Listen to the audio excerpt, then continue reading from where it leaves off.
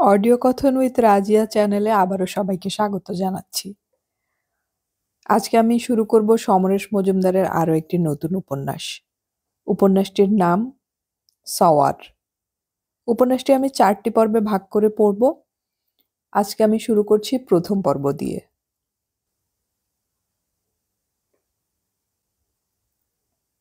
Boeing 737 যখন দমদম এয়ারপোর্টের উপর দুটো পাক খেয়ে রানওয়ে ছোঁয়ার জন্য মুখ নামাচ্ছে, তখন এয়ার হোস্টেসের মিষ্টি গলা মাইকে ভেসে এলো। ভদ্রমহিলা এবং ভদ্র মহোদয়গণ, আমরা এবার কলকাতার মাটি স্পর্শ করছি। এই যাত্রা সুন্দর হওয়ার জন্য ক্যাপ্টেন গুপ্তা এবং তার সহকর্মীরা আপনাদের ধন্যবাদ জানাচ্ছেন। যাত্রীদের অনুরোধ করা হচ্ছে এরোপ্লেন থেমে যাবার পর কয়েক সেকেন্ড যেন অপেক্ষা করেন। বাইরের তাপমাত্রা এখন। চোখ বন্ধ করে কথাগুলো শুনে গেল বীরেন্দ্রনাথ সেন। জানালার ধারে এই আসনটায় সে পুরোটা পথই অলস ভঙ্গিতে চোখ বন্ধ করেই কাটিয়েছে। সেই সান্তাক্রুজ থেকে ছাড়বার পর উত্তেজনাটা দ্রিমি দ্রিমি বেড়েই চলেছে। এরোপ্লেনে চড়া এখন তার খুব সাধারণ ব্যাপার। বিশ্রাম নেবার জায়গা, প্রয়োজনে ঘুমিয়েও নিতে পারে। মাদ্রাজ, বোম্বে, ব্যাঙ্গালোর এবেলা ওবেলায় ছুটোছুটি করতে হয় তাকে অনেক কিছু অভ্যাস করে নিতে হয়। কিন্তু এবারের যাত্রা ওকে কিছুতেই সহজ হতে দিচ্ছিল না। দীর্ঘকাল সে মনে মনে অপেক্ষা করেছে আজকের দিনটার জন্যে। এত বছরের প্রস্তুতির ফল এবং প্রত্যাশা মেটানোর সময় আসছে। কত বছর পর কলকাতাকে দেখবে সে। আহ, কলকাতা! যে কলকাতা তাকে লাথি মেরে তাড়িয়ে দিয়েছিল। ওপর থেকে সুটকেসটা টেনে নিয়ে অন্য যাত্রীদের সঙ্গে পা বাড়ালো বীরেন্দ্রনাথ সেন। দরজায় পৌঁছবার আগে এক পলক দাঁড়িয়ে দেখে নিল নিজেকে সে। হ্যাঁ, তার পোশাক বেশ টিপটপ। পাশে দাঁড়ানো এয়ার হোস্টেস হেসে বলল, স্যার, আশা করি আপনার ফেরার সময় আমি সাহায্য করার সৌভাগ্য পাব। আশা করি। স্যার, আপনি যদি কিছু জানিয়ে যান, আমার বন্ধুরা বলছিল। আমি জানি না, সরি, আমরা জানতে পারি না। কথাটি বলার সঙ্গে সঙ্গে বীরেন্দ্রনাথ সেন আচম্বিতে বায়রন সেনে রূপান্তরিত হয়ে গেল। বোয়িং 737-এর সিঁড়ি দিয়ে বায়রন সেন নেমে আসছিল। উচ্চতা 5 ফুট 2, ওজন 48 কেজি, বয়স 30, ভারতবর্ষের অন্যতম শ্রেষ্ঠ ঘোড়সওয়ার। বোয়িংটা দাঁড়িয়েছিল এয়ারপোর্ট বিল্ডিং থেকে অনেকটা দূরে। দুটো লম্বা গাড়ি ছুটে এলো যাত্রীদের সেখানে পৌঁছে দিতে। তার একটাতে পা দিতেই বায়রন শুনতে পেল, গুড আফটারনুন, আপনাকে একটু বিরক্ত করতে পারি? বেশ কালো এবং মোটা একজন ভদ্রলোক রঙিন চশমার আড়ালে হাসলেন। আপনার ছবি গতকালের কাগজে দেখেছি। আমি আপনার সঙ্গেই বোম্বে থেকে আসছি। আপনি তো আগামী কাল পরশু রাইড করবেন এখানে। হ্যাঁ, সেরকমই কথা আছে। বায়রন মুখ ঘুরিয়ে নিল। এয়ারপোর্ট বিল্ডিংটা খুব দ্রুত এগিয়ে আসছে। একটা শিওর হর্স পেতে পারি? লোকটি ফিস ফিস করে বলল। হর্স? হো ভগবান, ঘোড়ারা কখনো নিশ্চিত হয় না, দুঃখিত। বায়রন উঠে দাঁড়ালো। গাড়িটা থেমে গেছে। দ্রুত নিচে নেমে দরজার দিকে এগোতে লাগলো। যাত্রীদের অপেক্ষার ঘরটার মধ্য দিয়ে কাস্টমস চেকিং এর বেড়া ডিঙিয়ে কয়েক পা এগোতেই সে থমকে দাঁড়ালো। আহা, কি দৃশ্য! 4জন মানুষ হাসি মুখে তার জন্য দাঁড়িয়ে। বাঁ দিক দিয়ে প্রথমজন পল রোজারিও, ট্রেনার। এখন চুলে পাক ধরলেও শরীরের বাঁধুনি বেশ শক্ত। ইস্পাতরঙা স্যুটে মানিয়েছে চমৎকার। গত মরশুমে কলকাতা রেসকোর্সের চ্যাম্পিয়ন ট্রেনার বলে স্বীকৃত। এক মরশুমে একজন ট্রেনারের জয়ী ঘোড়ার রেকর্ড এতদিন ছিল 49। গতবার পল 50 করেছে। অত্যন্ত রাশভারী মানুষ। পলের বাঁ পাশে যিনি দাঁড়িয়ে, তাকে একদিনই বোম্বেতে দেখেছে বায়রন, হরি শর্মা। কোটিপতি মানুষ, বিখ্যাত শর্মা অ্যান্ড শর্মার মালিক। ওর 50 রকমের ব্যবসার সঙ্গে কয়েক বছর হলো উনি ঘোড়ার রাজত্বেও এসেছেন। পল রোজারিওর স্টেবলে ওর ঘোড়াগুলো আছে। খুব দামি দামি ঘোড়া। ওর একমাত্র আশাই এবারের ইনভিটেশন কাপ বিজয়ীদের সম্মান যেন তিনি পান। গত সপ্তাহে পলের সঙ্গে বোম্বাই গিয়ে তিনি বায়রনের সঙ্গে কথাবার্তা বলেছেন। হরি শর্মার পাশে যে দীর্ঘাঙ্গিনী মহিলা দাঁড়িয়ে, তাকে চেনে না বায়রন, কিন্তু দেখা মাত্র নিঃশ্বাস নিতে কষ্ট হলো তার। মেয়ে মানুষের রূপ সে অনেক দেখেছে, কিন্তু এমনভাবে সবকটি অঙ্গ একসঙ্গে বিধাতা কাউকে দিয়ে পৃথিবীতে পাঠাতে পারেন, তা এই মহিলাকে না দেখলে বোঝা যেত না। কি অবহেলায় মহিলা তাকিয়ে আছেন, কিন্তু সেই ভঙ্গিতেই এমন একটা আকর্ষণ আছে যে বুকের ভেতর গ্রীষ্মের বাতাস বয়ে যায়। হরি শর্মার পাশে মহিলাকে যেন আরো উজ্জ্বল দেখাচ্ছে। হরি শর্মার মাথায় বিশাল টাক, ভুঁড়ি প্রবলভাবে এগিয়ে আছে, কোটার প্যান্টে মাঝে মাঝে ক্লাউনের ভঙ্গি আনে। তারই পাশে হঠাৎ বায়রনের মনে ক্লিওপেট্রার ছবিটা ভেসে এলো। She is Cleopatra. ক্লিওপেট্রার পাশে যে তরুণটি দাঁড়িয়ে আছে সে যে হরি শর্মার ছেলে তা বলে দিতে হবে না। মুখের আদল এক, তবে ছিমছাম, বয়স অল্প থাকায় এখনো মেদ সংগৃহীত হয়নি। তিনটি মুখে প্রায় একসঙ্গে 3 রকমের হাসি জ্বলে উঠল। চতুর্থ মুখটি খুবই নিষ্পৃহ চোখে তাকে দেখছে। বায়রন ক্লিওপেট্রার দিকে তাকালো না। কাছাকাছি হতেই পল রোজারিও এগিয়ে এলো। হ্যালো শেন, আসতে কোনো কষ্ট হয়নি আশা করছি। বায়রন মাথা নাড়ল। নো নো, খুব আরামে এসেছি। হাত মেলালো সে। শর্মা দাঁড়িয়ে বললেন, ওয়েলকাম ওয়েলকাম কলকাতা মে। বায়রন হাত বাড়ালো। থ্যাংক ইউ মিস্টার শর্মা, আপনারা আমাকে রিসিভ করতে এসেছেন বলে গর্ব অনুভব করছি। শর্মার চোখ যেন কপালে উঠে গেল। আরে দেখো পল, সেন কি কথা বলছে। सारे कलकत्ता आज तुम्हारा लिए गमर हो गया। Everybody is speaking Byron is coming to ride for me. तो तुमको रिसीव करने हम नहीं आएगा तो कौन आएगा? You know we Indian guest को सेवा करने जानता हो। বারণ লক্ষ্য করল ক্লিওপেট্রার চোখের পাতা যেন বড়, ডিমের মতো মুখে সেই পাতা দুটো সুন্দর খেলা করে। হরি শর্মা বললেন, meet my wife Lina. Lina, you know who is he? Glad to meet you. খসখসে গলা, ঠোঁট দুটো সামান্য ফাঁক হলো কি হলো না বোঝা গেল না, কিন্তু বায়রনের শরীরে যেন কাঁটা উঠল। এমন একটা কণ্ঠস্বর যাতে শিরীষ কাগজ জড়ানো আছে বলে ভুল হয়। বায়রন একটু দেরিতেই মাথা নুয়ে সম্ভাষণ গ্রহণ করল। এত তাপবিহীন কথা বলার শক্তি সব মানুষ পায় না। শর্মা বললেন, और ये मेरा लड़का শ্যাম শর্মা। পল চাপা গলায় বলল, প্রিন্স অফ ইন্ডাস্ট্রিজ। হাত বাড়াবার জন্য যেন এতক্ষণ উদ্গ্রীব হয়েছিল ছেলেটি। ঝাঁকুনি দিতে দিতে বলল, কল মি শ্যামু। আপনার কথা এতদিনে অনেক শুনেছি। প্র্যাকটিক্যালি কলকাতার পার্টনারদের কাছে আপনি ফিল্মের হিরোর চেয়েও অনেক বেশি পপুলার। কাঁধ নাচালো বায়রন, সেই সঙ্গে আলতো হাসি। এইরকম কথার মুখোমুখি হলে এইসব ভঙ্গি করতে হয়, করে অভ্যেস হয়ে গেছে। শর্মা বললেন, now let's move. Paul, call some porter. Byron সাহেব কা সুটকেস লেনে পড়েগা। বায়রন বলল, না না, এটা এমন কিছু ভারী নয়, দরকার হবে না কুলির। শর্মা বলল, ও কথা বলবে না, আমি তোমাকে আরামে রাখতে চাই, তুমি আমার অনারেবল গেস্ট। অতএব বায়রনের 10 কেজি সুটকেসটা পোর্টারের কাঁধে চাপল। এয়ারপোর্ট বিল্ডিংয়ের বিরাট হলঘর দিয়ে ওরা হাঁটছিল। মাইক্রোফোনে তখন হংকংয়ের যাত্রীদের ডাকা হচ্ছে। দেশি বিদেশি মানুষেরা চারপাশে অপেক্ষা করছে।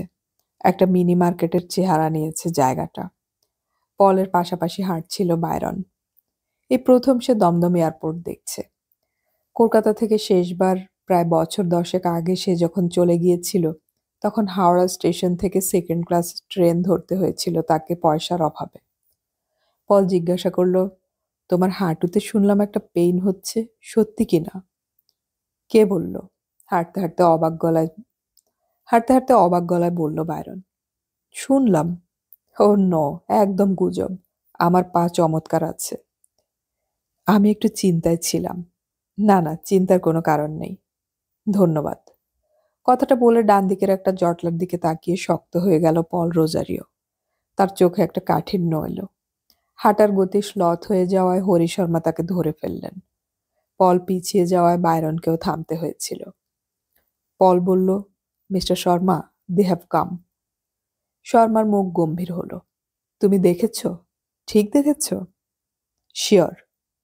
না না, দাঁড়িও না, হাঁটা থামিও না, এমনভাবে চলো যেন তুমি কিছুই দেখনি। ওরা যদি এসে থাকে তাতে যেন আমাদের কিছুই আসে যায় না, এমন ভাব করো। হাঁটতে হাঁটতে পল বলল। ব্যাপারটা ভাবনায় ফেলে দিল। শর্মা উত্তর দিলেন না, কিন্তু তার ভাবভঙ্গি খুব স্বাভাবিক নয়। ওর পেছনে ক্লিওপেট্রা আর শ্যামু নির্বিকার ভঙ্গিতে হেঁটে আসছে। এসব কথাবার্তা নিশ্চয়ই তাদের কানে যায়নি। পল খুব চাপা গলায় জিজ্ঞেস করল, আমি কি সেনকে এ ব্যাপারে সতর্ক করে দেব? শর্মা ধমকে উঠলেন, তুমি একটি গর্দভ। ওর হাতে অস্ত্র তুলে দিয়ে লাভ কি? যদি প্রয়োজন মনে করি তাহলে আমিই বলবো। বায়রন বুঝতে পারছিল না ওদের এত উত্তেজনার কারণটা কি। কেউ নিজে থেকে না জানালে কৌতূহল দেখানোর অভ্যেসটাকে এই কয়েক বছরে নিয়ন্ত্রণ করতে শিখেছে সে। তাই পল যখন এবার ওর পাশে এসে বলল, তোমাকে বেশ স্মার্ট দেখাচ্ছে, তখন সে সেই অভ্যেসেই মাথা নাড়ল। টার্মিনাল বিল্ডিং এর বাইরে অনেকটা ফাঁকা জায়গা দেখতে পেল বায়রন। তার চেনা কলকাতা এখানে নেই। প্রচুর গাড়ি যাত্রীদের নিয়ে যাওয়ার জন্য দাঁড়িয়ে। ওরা বাইরে এসে দাঁড়াতেই দুটো গাড়ি গড়িয়ে ওদের সামনে চলে এলো। একটা মার্সিডিস, অন্যটা অ্যাম্বাসাডর। ড্রাইভার দুজন নেমে এসে যেভাবে বিনীত ভঙ্গিতে দরজা খুলে দাঁড়ালো, তাতে বুঝতে অসুবিধা হবার কথা নয় এ দুটো শর্মা অ্যান্ড শর্মার সম্পত্তি। হরি শর্মা মার্সিডিসের দিকে হাত বাড়িয়ে বললেন, উঠে পড়ো সেন। বায়রন মার্সিডিসের পেছনে বসে দেখলো ওর পাশে ক্লিওপেট্রা সেই রকম অনাসক্তি নিয়ে উঠলেন।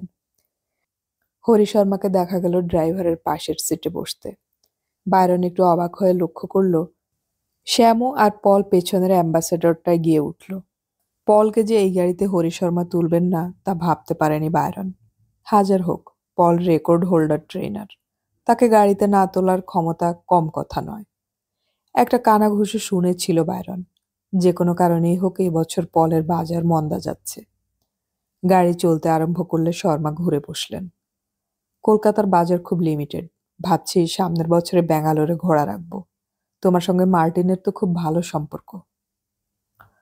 মার্টিনের নাম শুনে এবার পলের প্রতি এই ব্যবহারের কারণটা ধরতে পারল বায়রন। মার্টিন এখন ভারতবর্ষের সেরা হর্স ট্রেনার। বড় বড় শিল্পপতি যারা এই লাইনে এসেছে তারাই মার্টিনকে ট্রেনার করতে চায়।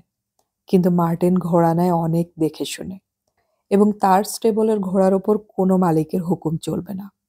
মালিকরা মার্টিনকে এসব জেনে শুনেই খাতির করে, কারণ তার ট্রেনিংয়ের ঘোড়াগুলো অবধারিত ভালো ফল করবেই। মার্টিনের কয়েকজন প্রিয় জকি আছে। একজন তো সবসময়ই বাঁধা থাকে। বিদেশ থেকে প্রতি বছর দুজন আসে কিছু দিনের জন্য। সম্প্রতি বায়রনকে পছন্দ করছে মার্টিন, এবং এই খবরটা যখন শর্মাও কলকাতায় বসে জেনে গেছেন, তখন ভেতরে ভেতরে অনেক দূর এগিয়ে গেছেন তিনি। মার্টিনের সঙ্গে যোগাযোগ হয়ে গেলে পলের মতো কলকাতার ট্রেনারকে নস্যাৎ করা কোনো সমস্যাই নয়। হরি শর্মা সামনের আয়নায় দেখে নিলেন পিছনে অ্যাম্বাসেডরটা ঠিক আছে কিনা। একটু যেন অন্যমনস্ক দেখালো তাকে। তারপর হঠাৎ বলল, জানো সেন, আমার মাঝে মাঝে মনে হয় রাস্তার নর্দমা মানুষের চেয়ে অনেক পরিষ্কার। বায়রন হেসে বলল, সে কি স্যার? ইয়াস, কারো ভালো কাজ কেউ সহ্য করতে পারে না। আমি ইনভিটেশন কাপ জিতবো এইটা অনেকেরই সহ্য হচ্ছে না। ইভেন এই যে আমি তোমাকে কন্ট্রাক্ট করেছি, এইটা হজম করতে ওদের অসুবিধে হচ্ছে। ইনভিটেশন থেকে আমি কলাক পাবো। আমার কি টাকার অভাব আছে? কিন্তু আমি সম্মানটা চাই। আমি তোমার উপর ভীষণভাবে নির্ভর করছি Sen. I will try my best. আচমকা ঘাড় ঘুরিয়ে হরি শর্মার ড্রাইভারকে বললেন, গ্র্যান্ড হোটেল মে নেহি, তুম হিন্দুস্তান ইন্টারন্যাশনাল মে চলো। জি সাব। ড্রাইভার মাথা দোলালো। এবার বাঁ পাশ থেকে সেই শিরশিরানি গলাটা ভেসে এলো, তুমি হোটেল চেঞ্জ করছো হঠাৎ? করছি, মনে হচ্ছে করার প্রয়োজন হবে। তাহলে হোটেল কেন, আমাদের আলিপুরের রেস্ট হাউসে নিয়ে গেলেই তো হয়। ওরকম নিরিবিলি জায়গা আর পাবে? বারণ লক্ষ্য করলো প্রতিটি শব্দ নিরাসক্ত ভঙ্গিতেই বলা, কিন্তু কোথায় যেন একটা হুকুমের সুর বাঁধা আছে। সে মুখ ফিরিয়ে মহিলাকে দেখল। এর মধ্যে রোদ চশমা উঠেছে চোখে, ফলে আরো রহস্যময় দেখাচ্ছে।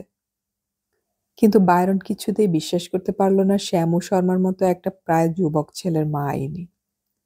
মুখের চামড়া এবং শরীরের গড়নে কোথাও বয়সের ছায়া নেই, দাগ তো দূরের কথা। এমনকি ওর পরনের শাড়িটা এমন ভঙ্গিতে অলসভাবে শরীরে জড়ানো যে ওটাকে শাড়ি বলে ভাবতে কষ্ট হচ্ছিল বায়রনের। যেন ম্যাক্সি বা কাফতান হয়ে আছে ফিনফিনে শাড়িটা ওর অঙ্গে। বায়রন চোখ সরিয়ে নিল। ক্লিওপেট্রা তার দিকে একটুও তাকাচ্ছে না, অথচ তার বিষয়ে কথা বলছে। সে যে ওকে দেখলো এটাও বোধহয় ভালো করে লক্ষ্য করলো না, নাকি লক্ষ্য করেছে বলেই তাকাচ্ছে না। হরি শর্মা বলল, ভালো বলেছ লিন, কিন্তু মুশকিল হলো ওখানে সেন খুব লোনলি ফিল করবে। ওকে কোম্পানি দেবার তো লোক দরকার। আমি সেটা হোটেলে অ্যারেঞ্জ করতে পারি। সেখানে কত রকমের সময় কাটানোর রাস্তা আছে যা তুমি রেস্ট হাউসে পাবে না।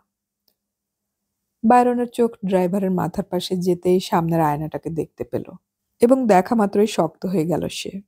সেখানে রোদ চশমার প্রতিবিম্ব ঝকঝক করছে। অর্থাৎ এতক্ষণ ক্লিওপেট্রা ওকে সমানে দেখে যাচ্ছেন। ক্লিওপেট্রার ঠোঁটের কোণে সামান্য ভাঁজ পড়ল। ইচ্ছে করলে ওসবের ব্যবস্থা তুমি গেস্ট হাউসেও করতে পারো। দুটো ডাবলু থাকলে তো পুরুষ মানুষের সময় লাফিয়ে লাফিয়ে কেটে যাবে। আসলে সিকিউরিটির দিকে ভাবলে এর কোনো বিকল্প নেই।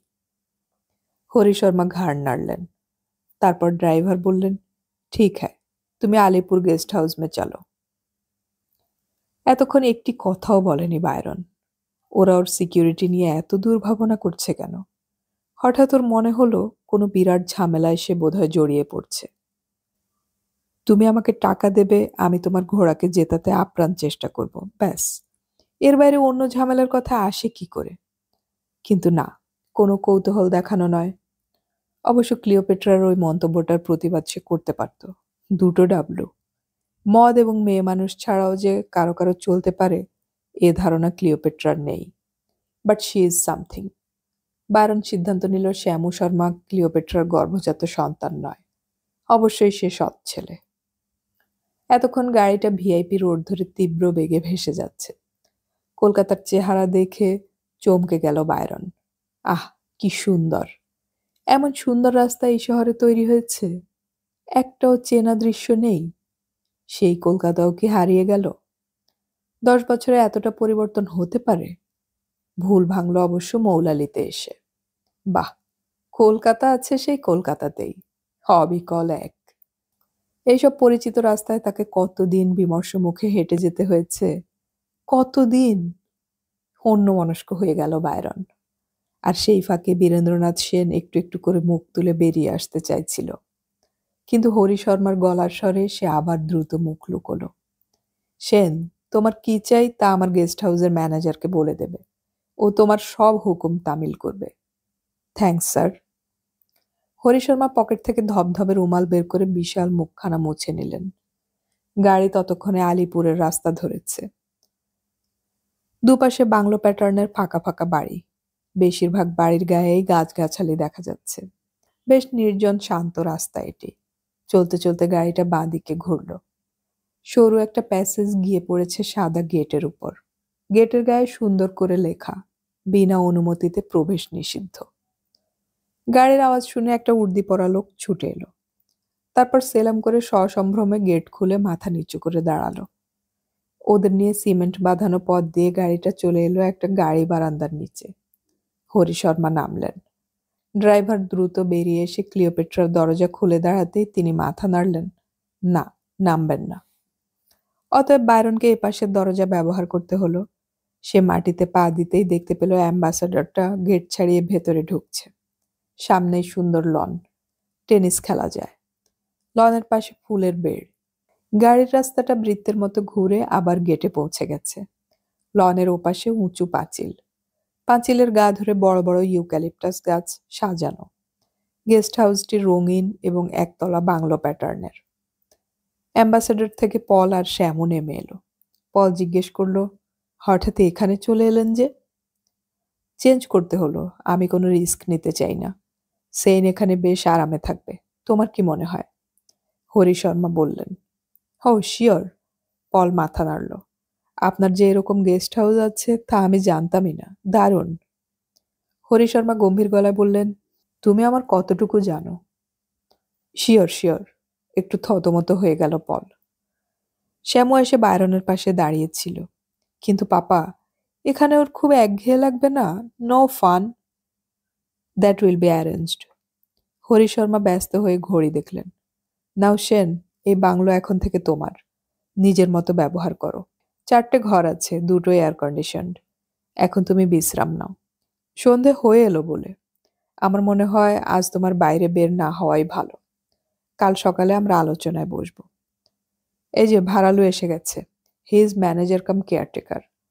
ভাড়ালু, ইনি আমার খুব দামি গেস্ট। এর যেন কোনো অসুবিধা না হয় দেখবে। মাথায় ধবধবে পাকা চুল এক বৃদ্ধ মাথা নাড়ল।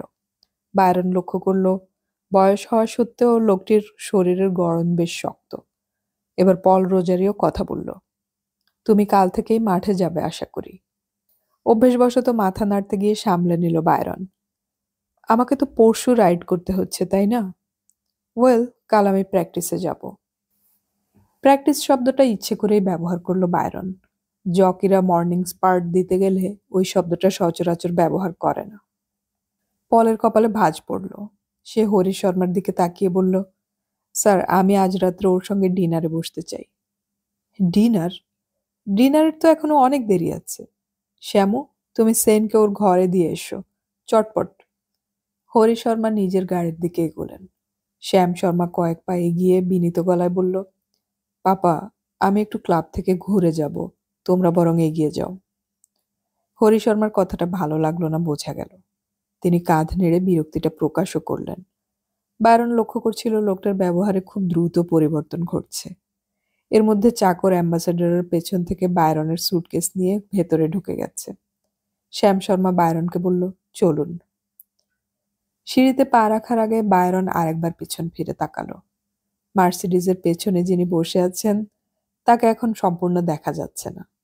এতক্ষণ কথাবার্তা হলো, কিন্তু তিনি গাড়ি থেকে নামেননি এবং কোনো মন্তব্যও করেননি। এমনকি তার দিকে ফিরে তাকিয়েছেন বলে মনে হলো না। বড় শিল্পপতির স্ত্রীর এই আচরণ খুবই স্বাভাবিক। পাশে শ্যাম শর্মা, পেছনে ভাড়ালোকে নিয়ে বাংলোয় ঢুকলো বায়রন।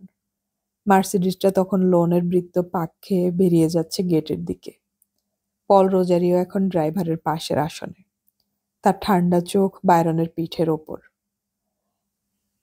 পেছনে বসা হরি শর্মা বললেন, পল, তুমি একজন ভালো ঘোড়ার ট্রেনার হতে পারো, কিন্তু মানুষের চরিত্র বোঝার মতো ক্ষমতা তোমার নেই। It's something different. চমকে উঠল পল। তারপর সহজ গলায় বলতে চেষ্টা করল, ঠিক বুঝলাম না স্যার, আমি কি কিছু ভুল করেছি? হাসলেন হরি শর্মা। তারপর বললেন, বায়রন সেনকে আমার উপর ছেড়ে দাও। আমাকে ইনভিটেশন কাপ এনে দিয়ে তবে সে কলকাতা থেকে যাবে। এবছর আমাকে ওটা পেতেই হবে। বাই দ্য বাই, স্টেবলে এক্সট্রা লোক রেখেছ পাহারা দেবার জন্যে? হ্যাঁ স্যার, প্রিন্স খুব ভালো আছে। ব্যাপারটার দায়িত্ব তোমার। এখনই আমাকে কিছু গার্ড এখানে পাঠিয়ে দিতে হবে। আমি কোনো রিস্ক নিতে চাই না। সেনকে 24 ঘন্টা ওয়াচ এবং প্রোটেক্ট করা দরকার। কিন্তু শ্যাম ওর সঙ্গে থেকে গেল কেন? তোমরা কেউ এর কারণ জানো? পল এবং স্ত্রীর দিকে মুখ ফেরালেন হরি শর্মা প্রশ্নটা করেই। রোদ চশমার এখন কোনো প্রয়োজন নেই, তবু পরে থাকায় মুখটায় কোনো পরিবর্তন ঘটল না। পল মাথা নাড়ল। না স্যার, তবে হিরো ওয়ারশিপ বলে মনে হচ্ছে। That's not good. After all he is a jockey and nothing but a jockey. Hari Sharma এবার চোখ বন্ধ করে ভাবতে লাগলেন। নিজের ঘরটা দেখে খুশি হলো বায়রন। বিশাল ঘর, চমৎকার সাজানো। যদিও জানালাগুলো বন্ধ এবং বাইরের হাওয়া ঢোকে না এয়ার কন্ডিশন বলেই, তবু শরীরের আরাম দেওয়ার সব আধুনিক ব্যবস্থাই আছে। ঘরের একপাশে সোফার উপর আরাম করে বসল শ্যাম। তার চোখে এক ধরনের উজ্জ্বল প্রশংসা। পেছনের দরজা বন্ধ করে ভাড়ালো পাশের একটা দরজা দেখিয়ে বলল, এইদিকে টয়লেটের দরজা। আর খাটের গায়ে কলিং বেলের সুইচ আছে। আপনার যখন যা প্রয়োজন তখন বলবেন স্যার। মাথা নাড়ল বায়রন। তারপর ধীরে ধীরে এসে শ্যামের পাশে বসল। শ্যাম জিজ্ঞাসা করল, কি খাবেন? বায়রন বলল, কফি, ব্যাস। শ্যাম ইঙ্গিত করতেই ভাড়ালো দরজা বন্ধ করে বেরিয়ে গেল। সত্যি এখন একটু বিশ্রাম দরকার, কিন্তু এই ছোকরা বসে থাকলে সেটা সম্ভব নয়। বায়রন ভাবল, এই উৎপাতটি কখন শেষ হবে কে জানে। শ্যাম বলল, হোটেলের বদলে এখানে থাকতে আপনার ভালো লাগছে? বায়রন কাঁধ নাচালো। যার মানে দুটোই হয়। শ্যাম বলল, আমাদের ক্যালকাটা কোর্সে ইন্টারস্টেট রিলে হয়। ইন্টারস্টেট রিলে মানে? ওহো, আপনারা বোম্বে কিংবা ব্যাঙ্গালোরে যেসব রেস করেন তার ধারা বিবরণী আমরা কলকাতার মাঠে শুনতে পাই। সেই মতো বুকিরা বেটিংও নিয়ে থাকে। ইন দ্যাট ওয়ে আপনি এখানকার রেস গোয়ারদের কাছে খুব পপুলার। কিরকম? বায়রন জানতো এখানে বেটিং নেওয়া হয়, তবু ছোকরার মুখে শুনতে ভালো লাগছিল। এখানকার লোক মনে করে আপনি যে ঘোড়ায় চড়বেন সেটা অনেস্ট ট্রাই করবে, অর্থাৎ আপনি পান্টার্সদের চিট করেন না। তবু তো মাঝে মাঝে আমি তো হেরেও যাই, তখন ওরা কি বলে? চেষ্টা করে হেরেছেন, এটা ওরা বুঝতে পারে। ব্যাঙ্গালোরে এখন অনেক ফরেন জকি রাইড করছে। স্টিল আপনি favourite. Thanks. Thank you very much. আপনি জানেন কোন ঘোড়ায় আপনাকে চড়তে হবে? ডিটেলস জানি না, শুধু প্রিন্স বলে একটা ঘোড়ার নাম শুনেছি। হ্যাঁ, প্রিন্স। দারুণ ঘোড়া। বাবা 1,38,000 কিনেছিল, কিন্তু অলরেডি ও সেটা রিটার্ন করে দিয়েছে। তুমি এত জানলে কি করে? বাহ, আমি তো মায়ের সঙ্গে প্রত্যেকটা ঘোড়ার পার্টনার। বাবার নামে তো কোনো ঘোড়া নেই, সবই তো আমাদের নামে। তাই নাকি? ছেলেটি ফিসফিসিয়ে বলল। টাকা অবশ্য সবই বাবার। হেসে ফেলল বায়রন। হে যেন খুব গোপন কথা। ব্ল্যাক মানি যত থাকবে রেস তত জমবে। এ তো দিনের মতো পরিষ্কার ঘটনা। এ সময় একটি চাকর কফির কাপ হাতে ঢুকলো। সে চলে না যাওয়া পর্যন্ত শ্যাম কোনো কথা বলল না। তারপর কফি শেষ করে আচমকা জিজ্ঞাসা করলো, আপনাকে আমি বিশ্বাস করতে পারি? নিশ্চয়ই। একটা রহস্যের গন্ধ পেল বায়রন। বাবা পলকে ইদানিং পছন্দ করছেন না। পলও সেটা বুঝতে পেরে সমান অপছন্দ করছেন। অথচ মজার ব্যাপার, কেউ কাউকে স্পষ্ট সে কথা বলছেন না কিংবা বলবেন না। এই দুজন আপনাকে নিজের নিজের মতো করে গাইড করতে চাইবে, কিন্তু আপনার বোধহয় তৃতীয় পক্ষের উপর নির্ভর করা ভালো। তৃতীয় পক্ষ? আমি এবং আমার মা। মা তাই চান। বিস্ময়ে কিছুক্ষণ কথা বলতে পারল না বায়রন। হঠাৎ মনে হলো শ্যাম কি ক্লিওপেট্রার নির্দেশ পালন করছে? তাহলে এই ছোকরাটিকে যতটা নাবালক মনে হয়েছিল ততটা নয়। শ্যাম শর্মা তখন সতর্ক চোখে ওর দিকে তাকিয়ে আছে। সে বলল, ব্যাপারটা পুরো না জানলে? শ্যাম বলল, এখন নয়, আমরা পরে এই বিষয়ে আলোচনা করব। হঠাৎ বায়রন প্রশ্নটা করে ফেলল, তোমার মা, আই মিন মিসেস শর্মা? কথাটা কিন্তু শেষ করতে ভদ্রতায় আটকে গেল। শ্যাম বুঝতে পেরে মাথা নেড়ে উঠে দাঁড়ালো। Yes, she is my step mother. মাত্র 8 বছরের বড় আমার থেকে, এবং আমার বাবার ঠিক অর্ধেক। Well, good bye. গটগট করে বেরিয়ে গেল শ্যাম শর্মা। কিছুক্ষণ স্তম্ভিতের মতো বসে থাকলো বায়রন। প্রতি সপ্তাহে তাকে ভারতবর্ষের বিভিন্ন সেন্টারে ঘোড়ায় চাপতে যেতে হয়, কিন্তু এইরকম পরিস্থিতিতে তাকে কখনো পড়তে হয়নি। শ্যাম শর্মা এবং তার মা কি হরি শর্মার প্রতিদ্বন্দ্বী? আবার পল রোজারিও কি এদের বিপরীত কোনো চিন্তা করছেন? তাহলে তো সর্বপ্রথমে ওদের উচিত ছিল পলের মন পাওয়া, কারণ রেসের মাঠে একজন ট্রেনার ঈশ্বরের ক্ষমতা পেয়ে থাকেন। তার নির্দেশ মতো জকিকে প্রতিটি পা ফেলতে হয়। এটা এদের জানা আছে নিশ্চয়ই। তাহলে পলও কি এদের বিরাগভাজন হয়েছেন? বায়রন মাথা ঝাঁকালো। এইসব চিন্তা মাথা থেকে তাড়াতে হবে। আগামী পরশু এবং তার পরের দিন কলকাতায় রেস। মোট 4টে ঘোড়ায় চড়তে হবে তাকে। প্রথম দিন 1200 মিটারের স্প্রিন্টার্স কাপ, যার মূল্য 1,15,000, এবং তারপরের দিন 2400 মিটারের the Indian turf invitation cup, যার মূল্য 1,75,000। এই দুটোতেই ভারতবর্ষের সেরা ঘোড়াগুলো দৌড়াবে। সব সেন্টার থেকে ঘোড়া ও তাদের মালিক এবং জকি এখানে আসছে। স্বল্প পাল্লার এবং দীর্ঘ পাল্লার দ্রুততম ঘোড়ার সম্মান পাওয়ার জন্যে তাদের মালিকেরা নিশ্চয়ই উদগ্রীব। কিন্তু এখানে এসে পাশাপাশি আরেকটা রহস্যের গন্ধ পাচ্ছে সে। থাক রহস্য, সে তার নিজের মতো চলবে, কারোর ফাঁদে জেনে শুনে পা দেবে না। এদিক দিয়ে একটা উপকার হলো, শ্যাম শর্মা ভিতরের দ্বন্দ্বের কথা আগে ভাগে তাকে জানিয়ে কিছুটা সুবিধে করে দিল। সত্যি রাজকীয় ব্যাপার।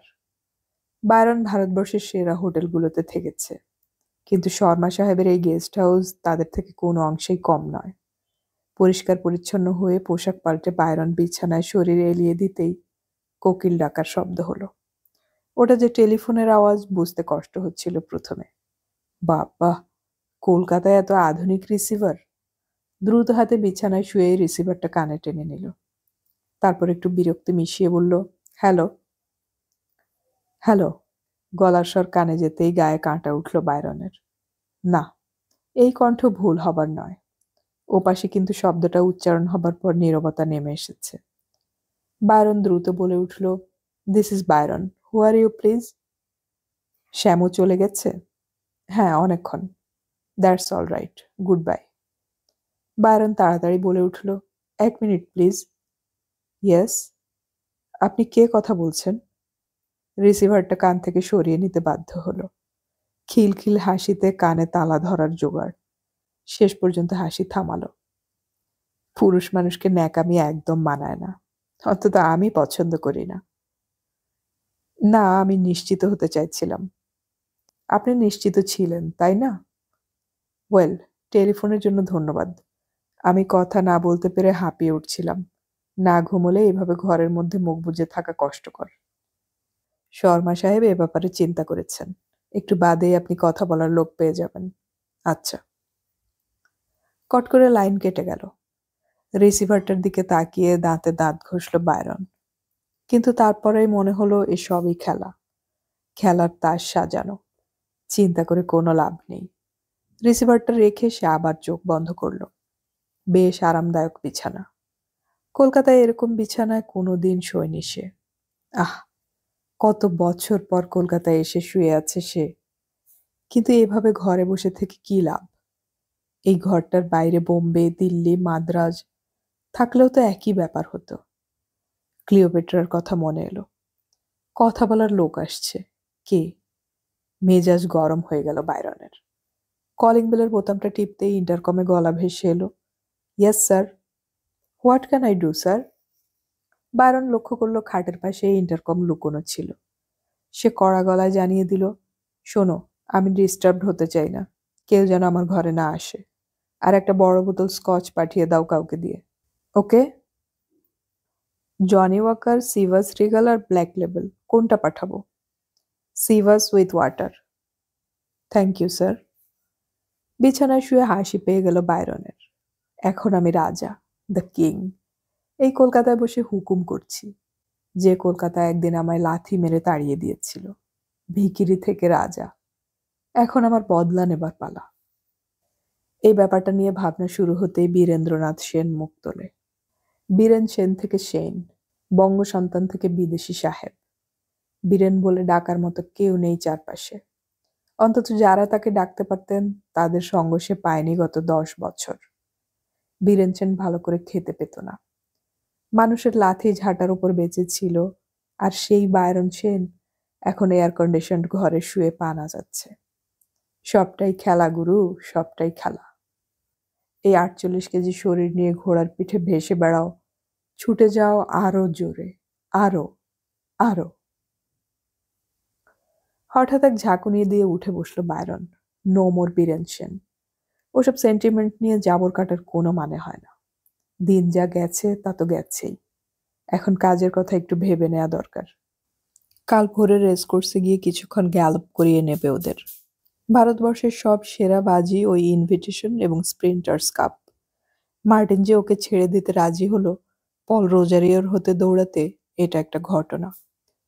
মার্টিনের স্টেবল থেকে ঘোড়া এসেছে এই 2 বাজিতে ছোটার জন্য। ডিক এবং বার্জি তাদের চালাবে। দুজনেই বিদেশি এবং খুব ভালো চালায়। মার্টিনের ঘোড়া লর্ড কৃষ্ণা 2400 মিটার দৌড়েছে 2 মিনিট 33 সেকেন্ডে। সেদিনই সবাই ধরে নিয়েছে লর্ড কৃষ্ণা এবার ইনভিটেশন জিতবে। পলের ঘোড়া প্রিন্সের সময় খুব খারাপ, 2 মিনিট 35 সেকেন্ড। 2 সেকেন্ডের তফাৎ, কিন্তু মাঠেরও তো হেরফের আছে। কলকাতার মাঠে ছুটলে যে সময় হবে ব্যাঙ্গালোরে তার থেকে কম হওয়া স্বাভাবিক, কারণ ওখানকার মাটি অনেক শক্ত। শুধু এইটুকুই ভরসা। হরি শর্মা তাকে অনেক দিতে প্রতিশ্রুতিবদ্ধ, কিন্তু ভদ্রলোক জানেন না এই দুটো বাজি না জেতা পর্যন্ত বীরেন্দ্রনাথ সেন শান্ত হবে না। কলকাতা থেকে তাকে এই সম্মান নিয়ে ফিরতেই হবে। হরি শর্মার আকাঙ্ক্ষার সঙ্গে তার কোনো পার্থক্য নেই। মার্টিনের স্টেবলে এই 2 বাজিতে চাপলে সে হয়তো উইনার ঘোড়া পেত না। হরি শর্মা জানেন না উনি যদি একটাও পয়সা খরচ না করতেন তবু বীরেন্দ্রনাথ প্রস্তাবে রাজি হয়ে যেত। এটা বদলা নেবার ব্যাপার। দরজায় শব্দ হলো। তারপর সন্তর্পণে ঘরে ঢুকলো ভাড়ালু। পেছনে একটি ছেলের হাতে ট্রে, ট্রের উপর সিভাস রিগালের বোতল, জলের জগ এবং 2টো গ্লাস। বিছানার পাশে একটা ছোট্ট টিপয় টেনে এনে সেগুলো সেখানে সাজিয়ে বয় কফির কাপ নিয়ে বেরিয়ে গেলে ভাড়ালু বলল, স্যার। ইয়েস। সঙ্গে ফুড দেব? নো। ডিনার কখন খাবেন? বলবো স্যার। ইয়েস। এবার বিরক্ত হলো বায়রন। লোকটা বেশ বিরক্তিকর। একজন আপনার সঙ্গে দেখা করতে এসেছে। না, কারো সঙ্গে দেখা করা সম্ভব হবে না। সেটা আমি জানি স্যার, কিন্তু মিস্টার শর্মার ইচ্ছে আপনি এর সঙ্গে দেখা করুন। বায়রন ভারালোর মুখের দিকে তাকালো। অত্যন্ত নির্লিপ্ত ভঙ্গিতে দাঁড়িয়ে আছে লোকটা। তেমন কোনো প্রতিক্রিয়া নেই। কার সঙ্গে আমি দেখা করব সেটা মিস্টার শর্মা ঠিক করবেন। আমি শুধু আদেশ পালন করছি sir. No, I don't want to meet anybody. কিছুক্ষণ তাকিয়ে থেকে ভারালো জিজ্ঞাসা করলো, আপনার ড্রিঙ্ক ঢেলে দেবো স্যার? নো, আমাকে একা থাকতে দাও। ভারালো বেরিয়ে গেলে বায়রন উঠে বসল। দরজা লক করে দিলে কেমন হয়? হরি শর্মা মনে করেছেন কি তার ইচ্ছে অনিচ্ছে তাকে চলতে হবে? তার ঘোড়ায় সে চাপতে এসেছে, ব্যাস। এইটুকু স্বাধীনতায় হস্তক্ষেপ করার কি রাইট আছে ওর? দ্রুত হাতে গ্লাসে অনেকটা স্কচ ঢেলে নিয়ে সামান্য জল মেশালো বায়রন। তারপর খানিকটা গলায় চালান করে দিয়ে চোখ বন্ধ করল। না, মদ খাওয়া তার অভ্যাসে নেই। মদ এবং সিগারেট যে কোনো জকির ক্ষতি করতে পারে। অনেক বড় বড় জকিকে শুধু মদের প্রতি আসক্তির জন্য রেসকোর্স ছেড়ে চলে যেতে হয়েছে। ডিককে নিয়ে যেমন মার্টিন এখন বেশ সমস্যায় পড়েছে। অসাধারণ চালায় লোকটা, মদ সিগারেট ছোঁয় না। কিন্তু এদেশে এসে কি করে যে তার চণ্ডুর নেশা ধরে গেল তাই বোঝা গেল না। আগের বছরগুলোতে ডিক মাত্র মাস চারেকের জন্য এদেশে আসতো। গরম পড়লেই সে পালাতো বিলেতে। কিন্তু সে যে চণ্ডুর স্বাদ পেয়ে গেল, আর তার দেশে ফেরার কথা মনে পড়ে না। শোনা যাচ্ছে এখানেই নাকি পাকাপাকি থেকে যাবে। যত সব ছোট লোকদের আখড়া থেকে মার্টিন প্রায়ই ওকে তুলে নিয়ে আসে। এখন মাঝে মাঝে সে জেতা রেস হারছে। আবার হারা রেস জিতিয়ে দিতে ডিকের জুড়ি নেই। কিন্তু মার্টিনের মাথা ব্যথা শুরু হয়ে গেছে। এমন করলে হয়তো সামনের সিজনে ওকে নেওয়া খুব রিস্কি হয়ে যাবে। বায়রন তাই রেসের আগের দিন থেকে মদ ছোঁয় না। কালে ভদ্রে পার্টিতে দঙ্গলে পড়লে খেয়ে থাকে এই মাত্র। আজ হঠাৎ মেজাজের মাথায় বলে দিয়েছে সে ড্রিঙ্কস দিতে। দুটো বড় খাওয়ার পর টেলিফোন বাজলো। বায়রন প্রথমে শীতল চোখে রিসিভারটা দেখল। না, ধরবে না সে। কিন্তু কানের কাছে ওটা যতই মিহি শব্দ করুক, একসময় ধৈর্যচ্যুতি ঘটেই। সেন, শর্মা বলছি। Yes sir. খুব বোর ফিল করছো? আমি এখন ড্রিঙ্ক করছি। জানি, কিন্তু তুমি খাও না বলেই জানতাম। ঠিক আছে। কিছু বলবেন? আমার সেক্রেটারি তোমাকে কিছু বলবে। ওর সঙ্গে দেখা করো। সেক্রেটারি? হ্যাঁ, তোমার উপকার হবে। লাইনটা ছেড়ে দেওয়া হলো ওপাশ থেকে। সেক্রেটারি যে ধান্দায় আসুক, লোকটাকে নাজেহাল করবে ঠিক করলো বায়রন। রিসিভার নামিয়ে রাখতেই ওটা আবার বাজলো। আমি কি আসতে পারি? খুব মিষ্টি গলা। গলাতেই বোঝা যায় মেয়েটির বয়স 25-এর নিচে অবশ্যই। বায়রন মনে মনে বলল, যাক চলে। এ কি খেলা খেলছে হরি শর্মা? মেয়ে ছেলে সেক্রেটারি পাঠিয়ে দিয়েছে কি কারণে? ক্লিওপেট্রা যে এর কথাই তখন ইঙ্গিতে বলল তা বুঝতে অসুবিধে হচ্ছে না। কি আছে কপালে তা না ঘটার আগে তা বোঝা যাবে না। অতএব ঘটতে দেয়া যাক। সে রিসিভারের দিকে তাকিয়ে বলল, 2 মিনিট। 2 মিনিটের জন্য আসতে পারেন। ইচ্ছে করে বায়রন খাট থেকে উঠল না। স্কচের বোতলটা সামনে পড়ে রইল। তৃতীয় পেগ গ্লাসে ঢেলে নিয়ে প্রস্তুত হলো সে। এই সময় দরজা খুলে গেল। বায়রন আশা করেছিল অন্তত একবার নক হবে। হলো না। ছিপছিপে বলা যায় না, আবার মোটা বললেও আপত্তি হবে। দরজায় দাঁড়ানো শরীরটা দেখে বায়রন বুঝল 5 ফুট 1 ইঞ্চির বেশি হবে না। অর্থাৎ তার থেকে ইঞ্চিটা ছোট হবেই। দরজাটা পেছনে বন্ধ হয়ে গেল। সেই ফ্রেমে মেয়েটি এক পায়ে ভর দিয়ে দাঁড়িয়ে, ঈষৎ ঘাড় কাত করে তার দিকে তাকিয়ে। মুখে বেশ খাই খাই মার্কা হাসি। মেয়েটির বিশেষত্ব হলো বুক এবং নিতম্বের ক্ষেত্রে সে খুব বিত্তশালী এবং সে তুলনায় কোমর সিংহীর মতো সরু। শর্মা সাহেবের এই সেক্রেটারিটির দিকে তাকিয়ে হঠাৎ একটা ভিজে অনুভূতি ছড়িয়ে গেল মনে। এরকম মেয়ে বোম্বে মাদ্রাজে সে অনেক দেখেছে। গম্ভীর গলায় বলল, yes. May I come in? তুমি অলরেডি এসে গেছো। How funny. আমি ডলি, ডলি নাজির। শর্মা অ্যান্ড শর্মায় আছি। কি করতে পারি? ওহ, ওরকম ফর্মাল না হলেও চলবে। সিনিয়র শর্মা আমাকে বলেছেন যতদিন আমাদের অনারেবল গেস্ট এখানে থাকবে ততদিন তার সব ভাড়া আমার উপর। খুব শক্ত কাজ, তবে সাহায্য করলে সহজ হয়ে যাবে। মেয়েটি দরজা থেকে নড়ছিল না, চেষ্টা করছিল খুব কায়দা করে কথা বলতে। হঠাৎ মাথায় একটা উত্তেজনা ছড়িয়ে পড়ল। বায়রন উঠে বসল। আমি শিশু নই, অতএব কারো কেয়ারে থাকার কোনো দরকার নেই। ও, তুমি খুব রাগী। এত রাগ হলে চলে? এখন পর্যন্ত আমাকে বসতেই বললে না। আমি কতক্ষণ দাঁড়িয়ে থাকবো? চোখের তলা দিয়ে তাকালো ডলি। ওইখানে বসতে পারো। সোফাটাকে দেখিয়ে দিল বায়রন। সমস্ত শরীর নাচিয়ে ডলি এগিয়ে এলো। তারপর চলতে চলতেই দুটো পা থেকে জুতো ছুঁড়ে দিয়ে বিরাট খাটের উপর উঠে বসলো। অত দূর থেকে কথা বলা যায় না, কাছাকাছি না এলে বন্ধুত্ব হয়? আমাকে একটা পেক দাও ডার্লিং। কিছুক্ষণে এক দৃষ্টে মেয়েটিকে দেখলো বায়রন। তারপর ধীরে ধীরে বলল, I want to see you. খিলখিল করে হেসে উঠল ডলি নাজির। তারপর কোনো রকমে হাসি থামিয়ে কাঁধ ছোঁয়া চুল ঝাঁকিয়ে বলল, তুমি জানো আমি কে? একটু বেশি করে মাল ঢাললো সে গ্লাসে। ডলের দিকে এগিয়ে দিয়ে বলল, তুমি বললে মিস্টার শর্মার সেক্রেটারি, তাই না? No, I have not said that. আমি শর্মা অ্যান্ড শর্মায় আছি। বেশ, সেটাই আমার পক্ষে যথেষ্ট। বেশি জেনে লাভ কি? হাত থেকে গ্লাসটা নিয়ে বেশ কিছুটা গলায় ঢেলে দিয়ে মুখ বিকৃত করলো ডলি। তারপর ধীরে ধীরে বলল, তুমি কি এখনই দেখা শুরু করবে? তার 5টা আঙুল বুকের ওপর। সেখানে একটা স্কিন টাইট জামা এবং তার তলায় মিনি স্কার্ট। স্কার্টটি গাঢ় কালো রঙের। ডলি পা ছড়িয়ে আধশোয়া হয়ে থাকায় তার সাদা থাইয়ের অনেকটা চকচক করছে। তুমি কি চাও? আমি কিছু চাই না। আমাকে মিস্টার শর্মা বলেছেন তোমাকে দেখাশোনা করতে। That's enough. ব্লাউজের প্রথম বোতামটা খুলল Dolly. Are you in this business? Me? No, never. Then stop it. তুমি কেন এসেছো? গ্লাসটা শেষ করে ফিরিয়ে দিয়ে ডলি বলল, আমার না এসে উপায় নেই। জুনিয়র চায় আমি আসি, তাই এসেছি। জুনিয়র? শ্যামু শর্মা। তার সঙ্গে তোমার কি সম্পর্ক?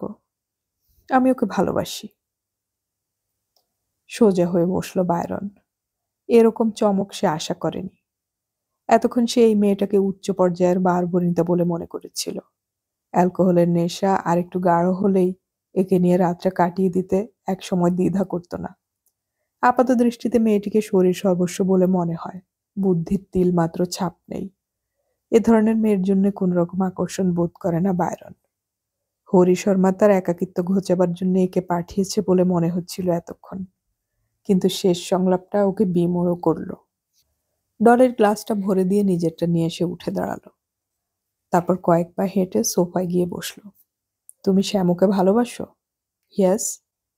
হরি শর্মা এই কথা জানে? জানে বলেই আমাকে এখানে আসতে হলো। আমি কিছুই বুঝতে পারছি না। It's simple. শর্মা অ্যান্ড শর্মার কর্মচারী প্রিন্সকে ভালোবাসবে এবং সেটা যদি পরিণতিতে পৌঁছায় তাহলে কিং এর সম্মানে লাগবে।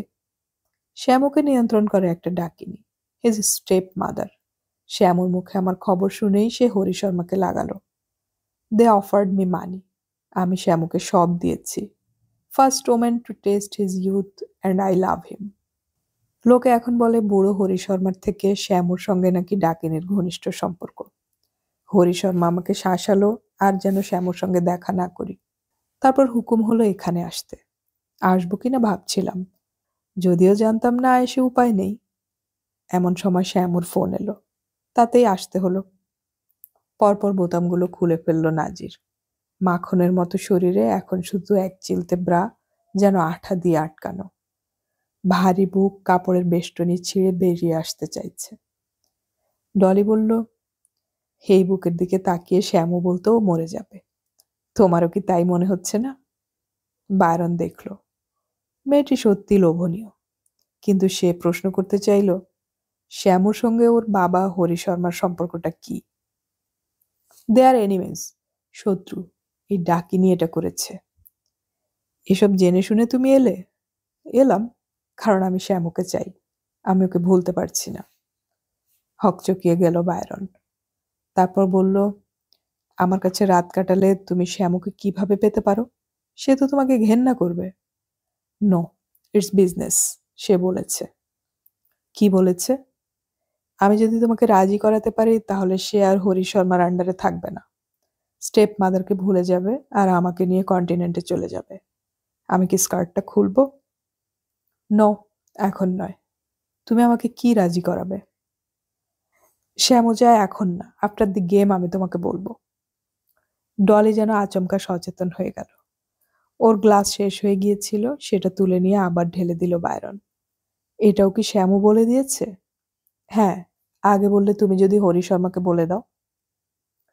সে তো পরেও বলতে পারতাম। তুমি নিশ্চিন্ত থাকো, তুমি যা বলবে তা কেউ জানবে না। It's between you and me. সত্যি? প্রমিস। শ্যামু চায় তুমি প্রিন্সকে যেন না জেতাও, তোমাকে হারতে হবে। আমাকে ইনভিটেশন কাপে হারতে হবে? Yes, for gods sec. Why? প্রচণ্ড উত্তেজিত হয়ে গেল বায়রন। মেয়েটা চোখ বন্ধ করে কারণটা যেন চিন্তা করতে লাগলো। ওর মুখের দিকে তাকালে বোঝা যায় এর মধ্যেই বেশ নেশা হয়ে এসেছে, কথা জড়িয়ে আসছে। তারপর চোখ খুলে বলল, তুমি যদি রাজি থাকো তাহলে প্রচুর টাকা পাবে। কিন্তু প্রিন্সি যে জিতবে তা কি করে জানলে?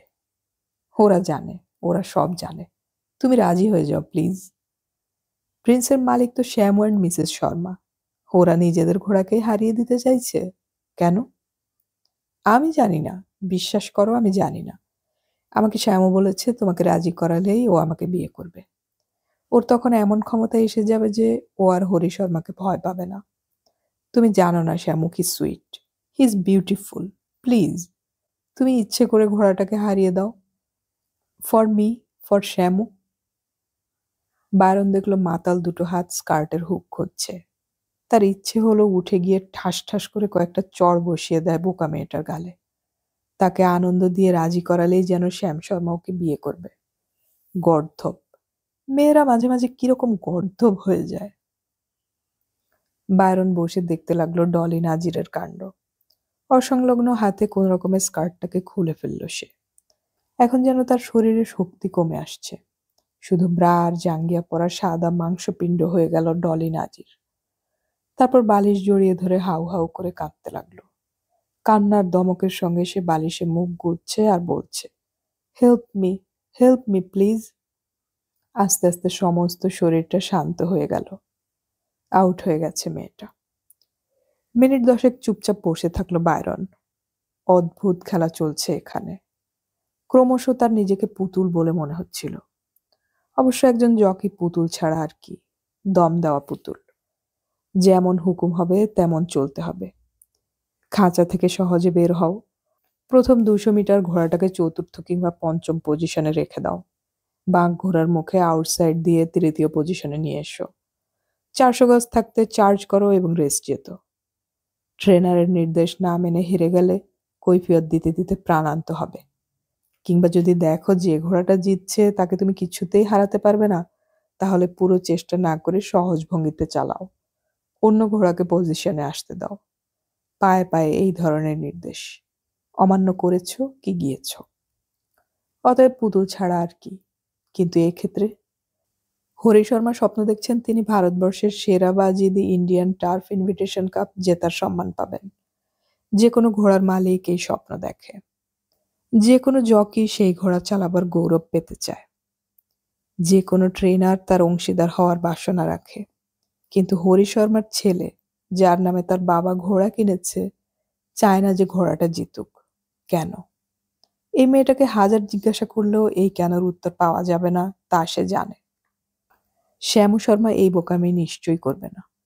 কিন্তু আজ যখন এয়ারপোর্টে শ্যামু বাবার সঙ্গে তাকে রিসিভ করতে গিয়েছিল, তখন ঘুণাক্ষরেও মনে হয়নি সে তার বাবার বিপরীত মতলব মাথায় নিয়ে এসেছে। অবশ্য এই ঘরে খানিকক্ষণ বসে একটু অন্যরকম ভাবভঙ্গি সে করেছে, সেটা এখন বুঝতে পারছে বায়রন। কিন্তু কেন? কি জন্য সন্তান পিতাকে সম্মান থেকে বঞ্চিত করতে চায়? এই বোকা মেয়েটার দুর্বলতাকে কাজে লাগাতে ওর একটুও দ্বিধা হয়নি। অথচ ছেলেটাকে নেহাতি বাচ্চা বলে মনে হয়েছিল বায়রনের। তৃতীয় জন কি চান তা এখনো অনুমান করা যাচ্ছে না। তিনি সবকিছুতেই জড়িয়ে আছেন, আবার কোনোটাতেই ধরাছোঁয়ার মধ্যে নেই বলে বোঝা যাচ্ছে। She is something. ক্লিওপেট্রার থেকে এই মেয়েটির হয়তো শরীরের সম্পদের সম্পদশালিনী হতে পারে, কিন্তু তার বাইরের ছিটি ফোঁটাও এ পায়নি। সেই ক্লিওপেট্রা কি চান? এয়ারপোর্ট থেকে আসা পর্যন্ত অত্যন্ত দাম্ভিক রমণীর মতো ব্যবহার করেছেন, যা কিনা ক্লিওপেট্রাকেই মানায়। বোঝা যাচ্ছে হরি শর্মার সঙ্গেই তার ভাবসাব। যুবক সৎ ছেলেকে হাতে রাখতে নিশ্চয়ই চাইবেন মহিলা, কিন্তু ওকে ডাকেনি বলল কেন মেয়েটা? বায়রনের মনে হলো ডলি নাজিরের এই ঘরে আসার পেছনে ক্লিওপেট্রার হাত আছে, কিন্তু এই রহস্যময়কে বোঝার কোনো সূত্র এখনো পাওয়া যাচ্ছে না। এইসব ভাবনা মাথা জুড়ে বসতেই কখন যে তিরতির করে মাথাটা ধরে বুঝতে পারেনি। একসময় ব্যথাটা প্রবল হলো। এই বন্ধ ঘরে আরো অস্বস্তিকর হয়ে উঠল ওটা। একটা ট্যাবলেট খেলো সে। মাথা ধরার রোগ তার আছে, সঙ্গে অ্যাসপিরিন সে রাখে, কিন্তু অ্যালকোহল পেটে পড়লে ওগুলো খেতে নিষেধ করেছে ডাক্তার। অথচ এই ঘর অসহ্য হয়ে উঠেছে তার কাছে। দরজা খুলে বেরোবার আগে সে আরেকবার মেয়েটাকে দেখল। শিশুর মতো ঘুমোচ্ছে অর্ধনগ্ন হয়ে। কি মনে করে দরজা থেকে আবার সে ফিরে এলো রিসিভারের কাছে। রিসিভারটা তুলে তার মনে হলো সে হরি শর্মার টেলিফোন নম্বর জানে না। ইন্টারকমে ভাড়া লোকে জিজ্ঞেস করলে হয়। সে বোতাম টিপলে কিছুক্ষণ সময় গেল। ইয়েস স্যার, মিস্টার শর্মার টেলিফোন নাম্বার। নম্বরটা বলল ভাড়ালো। কোনো অসুবিধা হচ্ছে স্যার? আমাকে বলুন, আমি থাকতে কোনো অসুবিধা হবে না স্যার। দরকার হলে বলবো। এবার টেলিফোনের ডায়াল ঘোরালো বায়রন। হ্যাঁ, রিং হচ্ছে। খুব সাধারণ শব্দ। তারপর ওপাশে রিসিভার উঠল। হ্যালো, এটা কি মিস্টার শর্মার বাড়ি? ইয়াস, আমি ওর সঙ্গে কথা বলতে চাই। আপনি কি এখনো একা বোধ করছেন মিস্টার বায়রন? আমি একটু ব্যক্তিগত কথা বলতে চাই। হ্যারি এখনো ফেরেনি। ওয়েল, উনি এলে আমায় রিং করতে বলবেন। হ্যারি ফিরলে কথা বলার অবস্থায় থাকবে না। তাহলে আপনাকেই বলতে হচ্ছে। আপনারা যাকে পাঠিয়েছেন সে বেহুশ হয়ে এই ঘরে পড়ে আছে। দয়া করে তাকে নিয়ে যাওয়ার ব্যবস্থা করুন। আমি কাউকে পাঠাইনি। মিস্টার শর্মা ওকে সেক্রেটারি বলেছিলেন। বেহুশ কেন? সেটা ওকেই জিজ্ঞাসা করবেন। এবার নিজে রিসিভার নামিয়ে রেখে বেরিয়ে এলো বায়রন। দরজা বন্ধ হবার আগেই টেলিফোনটা আবার বেজে উঠল। বায়রন আর থামল না। বাজুক, বেজে যাক।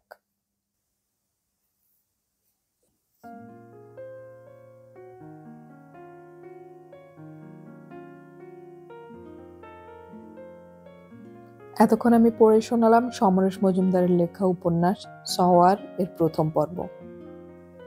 উপন্যাসের বাকি পর্বগুলো আমি খুব শীঘ্রই আপলোড করার চেষ্টা করব, শোনার আমন্ত্রণ রইল। অডিও কথনে আমাদের গল্প পাঠ ভালো লাগলে চ্যানেলটি সাবস্ক্রাইব করে রাখুন এবং বন্ধুদেরকে শেয়ার করুন। আমাদের গল্প পাঠ আপনাদের কেমন লাগছে তা কমেন্টে অবশ্যই জানাবেন। গল্প পড়ি, গল্প শুনি, বাংলা গল্প ছড়িয়ে পড়ুক সবখানে।